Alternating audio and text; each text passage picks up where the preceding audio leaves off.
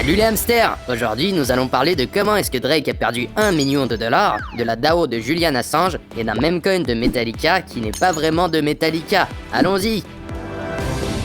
Sérieusement, cher hamster, quand est-ce que tout le monde va commencer à prendre au sérieux l'importance de la sécurité? Le compte X officiel du groupe de heavy metal Metallica a été piraté. Ironie du sort, ce compte faisait de la publicité pour le meme coin Metal sur Solana. S'il semble que beaucoup de gens n'y aient pas cru et que le tweet ait été supprimé au bout de 90 minutes, le jeton Metal a néanmoins atteint un volume d'échange de plus de 10 millions de dollars, en plus de 30 000 transactions pendant cette période, avant de chuter lourdement. Je pense que cela ne surprendra personne, mais les meme coins sont le secteur des crypto-monnaies qui connaît la plus forte croissance jusqu'à présent en 2024. La tokenisation du monde réel et l'intelligence artificielle arrivant respectivement en 2e et 3e position.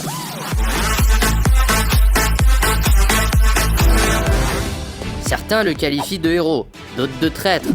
Julian Assange, le fondateur de Wikileaks, est enfin sur le chemin de la liberté. As we speak, Julian Assange has already landed in Bangkok, has left the maximum security prison Belmarsh, headed to Saipan, where he'll enter a U.S. district court, and then freed to go home to Australia.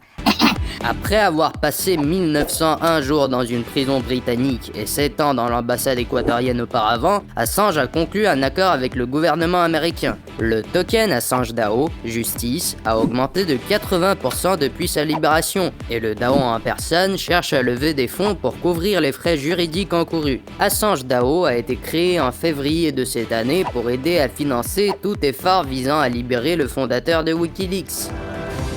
À quel point êtes-vous effrayé sur l'échelle de l'indice de la peur et de la cupidité?